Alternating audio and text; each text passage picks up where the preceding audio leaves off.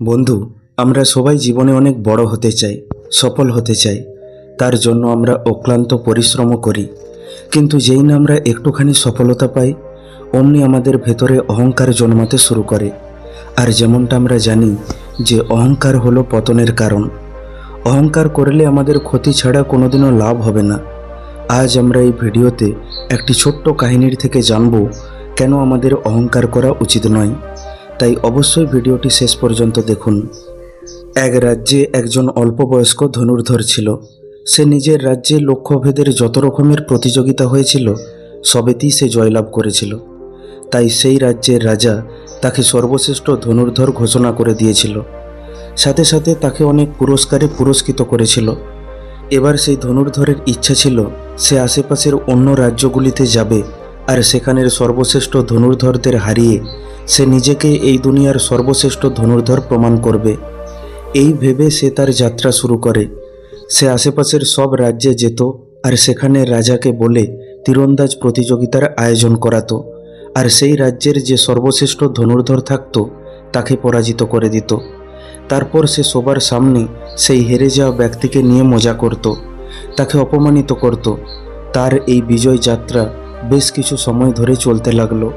সে অনেক রাজ্যের ধনুর্ধরকে তীরন্দাজ প্রতিযোগিতায় হারিয়ে দিয়েছিল।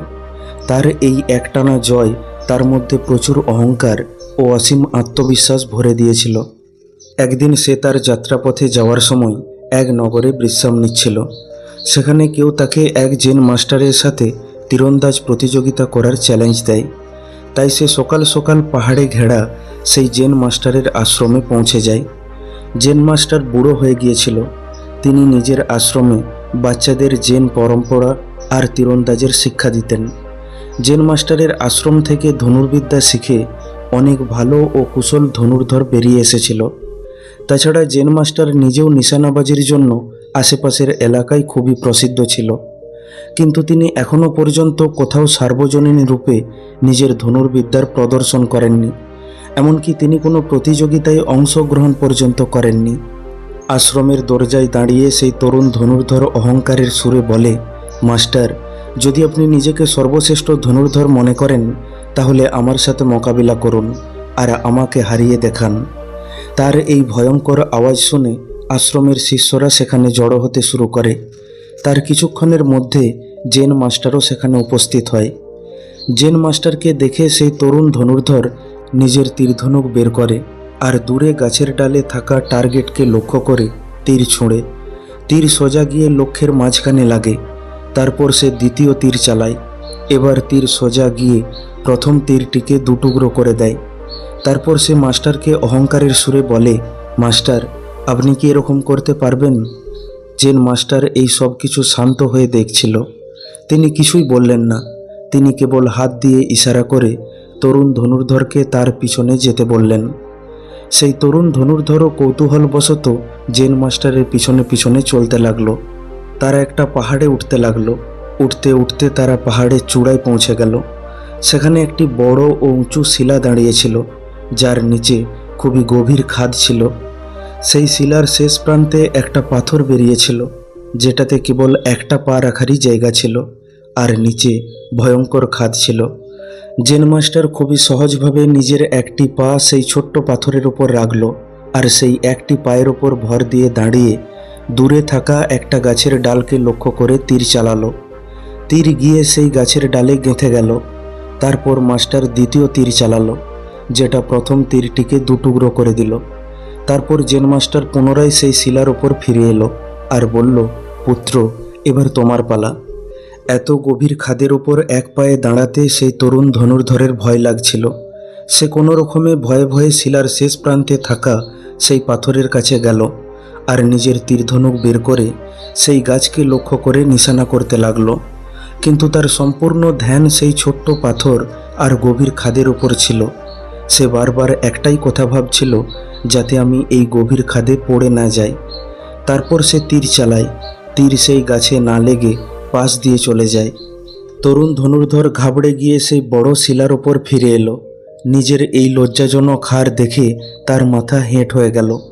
তা দেখে জেন মাস্টার বলে, পুত্র, তুমি তীরধনুকের ওপর নিয়ন্ত্রণ অর্জন করে ফেললেও মনের উপর তুমি এখনো নিয়ন্ত্রণ অর্জন করতে পারোনি, যা যে কোনো পরিস্থিতিতে লক্ষ্যভেদ করার জন্য খুবই দরকার। একটা কথা সর্বদা মনে রাখবে, যতক্ষণ মানুষের মধ্যে শেখার চেষ্টা থাকবে ততক্ষণ তার জ্ঞান বা বুদ্ধির বিকাশ হবে, কিন্তু যখন থেকে তার মধ্যে সর্বশ্রেষ্ঠ হওয়ার অহংকার এসে যাবে তখন থেকেই তার পতন শুরু হয়ে যাবে। তুমি পুরো দুনিয়া না দেখেই নিজেকে বিশ্বের সর্বশ্রেষ্ঠ ধনুর্ধর ভেবে নিয়েছ, কিন্তু সত্যিটা হলো এই দুনিয়ায় কেউই সর্বশ্রেষ্ঠ হতে পারে না, কারণ সে একটা নির্দিষ্ট পরিস্থিতিতে নিজেকে সর্বশ্রেষ্ঠ মনে করে। হতে পারে পরিস্থিতি বদলে গেলেই তাকে অন্য কেউ খুব সহজেই হারিয়ে দেবে। এই জন্য নিজেকে সর্বশ্রেষ্ঠ মনে করার অহংকার মন থেকে দূর করে দাও, আর সর্বদা নতুন কিছু শেখার জন্য নিজের মস্তিষ্ককে খোলা রাখো। সেই তরুণ ধনুর্ধর জেন মাস্টারের কথা বুঝতে পারল। সে এটা বুঝতে পারল যে তার ধনুর্বিদ্যার জ্ঞান কেবল একটি অনুকূল পরিস্থিতিতেই কার্যকরী।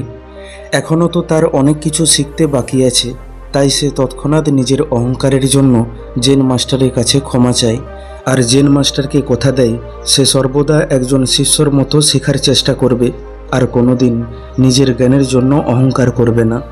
বন্ধু, এই কাহিনীটির থেকে আমরা 3টি শিক্ষা শিখতে পারি।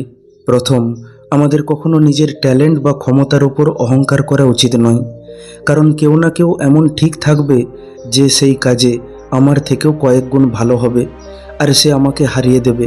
আর যখন কোনো অহংকারী ব্যক্তি হেরে যায় তখন সে নিজেকে খুব অপমানিত মনে করে, সে মানুষের কাছে ঠাট্টার পাত্র হয়ে ওঠে।